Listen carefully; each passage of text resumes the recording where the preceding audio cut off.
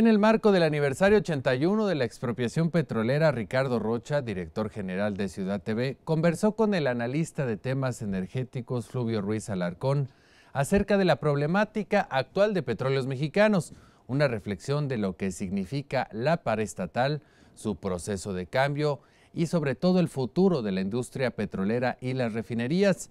¿El petróleo y Pemex dejaron de ser un gran negocio en México? Aquí las reflexiones. Fluvio Ruiz Alarcón, doctor en Economía del Petróleo por la Universidad celebérrima de la Sorbona en París, y a fe mía el hombre que más sabe de este tema de la energía, particularmente lo que tiene que ver con Petróleos Mexicanos, nacido en una ciudad tan petrolera como Coatzacoalcos, y educado en el artículo 123. Y siempre un generoso colaborador de nuestros espacios. Doctor Ruiz Alarcón, ¿qué debemos hacer? ¿Debemos festejar? ¿Debemos conmemorar? ¿O debemos reflexionar? ¿Nos ocupamos o nos preocupamos? Yo creo que nos debemos ocupar. Por Pemex. Así es. Sin duda debemos reflexionar y me parece que estamos en una coyuntura adecuada por varias circunstancias. Primero, porque llegó un gobierno que reivindica a Petróleos Mexicanos como un potencial factor de desarrollo económico del país. Segundo, porque por primera vez el Plan Nacional de Desarrollo, que terminaba siendo un conjunto de buenos deseos escritos por el Ejecutivo, ahora va a pasar al Congreso, y eso abre la posibilidad de que en los temas más relevantes haya un amplio debate nacional. Pero a propósito de debates, en este aniversario 81 de la expropiación petrolera, a propósito de este 18 de marzo que acaba de transcurrir, la pregunta es si vale la pena esta estrategia de seguir apoyando financieramente a Pemex o es un... tirar dinero bueno al malo, como decían las abuelitas. Sí, arrojar dinero al bote de la basura. ¿Pemex tiene todavía remedio? No, por supuesto, tiene remedio y tiene mucho futuro. Con todos sus problemas, Petróleos Mexicanos es la 8ª empresa productora de petróleo del mundo. Lo que pasa es que nos acostumbramos a los números fantásticos de finales del siglo XX e inicios de este siglo. Cantarell, produciendo por sí solo más de 2 millones de barriles diarios, el pico de producción en 2004 de 3.4 millones de barriles. Pero, por ejemplo, Cantarell hoy produce 200,000 barriles, que es la mitad de la producción de Ecuador, que forma parte de la OPEP, ¿no? Entonces, si dimensionamos eso, vemos que hay todavía un gran potencial en Petróleos Mexicanos. La subsidiaria de Pemex, Pemex Logística, como empresa de logística es la 6ª empresa del mundo, ¿no? Nuestro Sistema Nacional de Refinación, con todos los problemas que tiene, es uno de los más importantes del mundo también. De manera que sí hay potencial, sí hay una base material.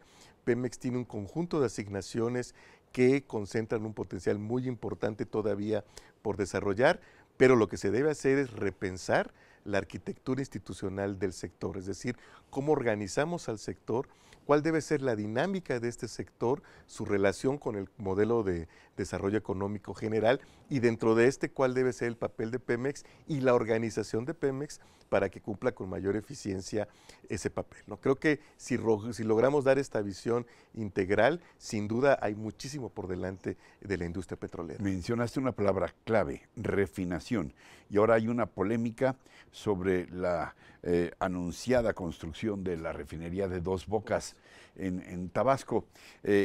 Hay quienes aseguran, bueno, por parte del gobierno, las voces oficiales, el propio presidente López Obrador, la secretaria de Energía, que es indispensable la construcción de esta refinería para procesar el petróleo, convertirlo en gasolina.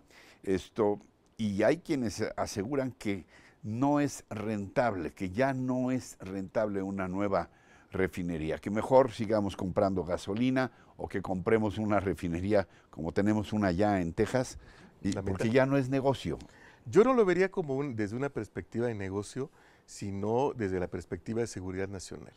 Si bien puede no ser necesario producir el 100% de la demanda interna de combustibles, definitivamente nuestro país no puede permanecer en este estado de vulnerabilidad produciendo solamente 25 o 30% de los combustibles, porque eso coloca al país en una situación de vulnerabilidad frente a diferentes tipos de factores, desde factores técnicos que hagan que incluso esa producción se reduzca, factores naturales que ya vivimos cuando el Harvey, por ejemplo, tuvieron que cerrar las refinerías de Estados Unidos y entonces el aprovisionamiento de México tuvo que buscarse en Singapur, en Francia, en la India, a un precio que mucho. si el señor Trump, a además eso de iba, cerrar la frontera, exactamente. quiera cerrar la llave y ya no Exacto. vendernos gasolina. O ponerle a los exportadores norteamericanos un impuesto con el cual pagar el muro, ¿no? Entonces, todo ese tipo de riesgos se exacerban cuando producimos una proporción pequeña de la demanda interna. Ahora, no solamente hace falta preocuparnos por incrementar la oferta. A mí me parece que al país le han faltado desde hace décadas políticas públicas efectivas de contención de la demanda, ¿no? Simplemente veamos lo que ocurre en el servicio público. Digo, en mi pueblo, en Coatzacoalcos, es un desastre, ¿no? No sé cuántas ciudades del país puedan preciarse de tener un buen servicio público.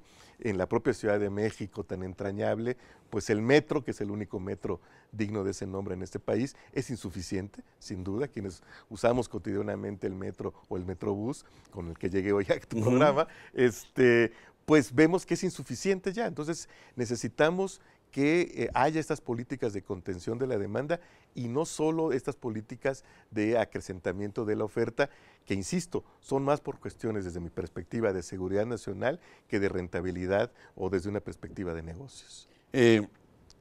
¿Tiene Petróleos Mexicanos todavía la posibilidad de convertirse o reconvertirse en una empresa competitiva cuando estamos viendo un entorno internacional cada vez más brutalmente competido en esta materia y a la vez, desde luego, no tienes una bola de cristal?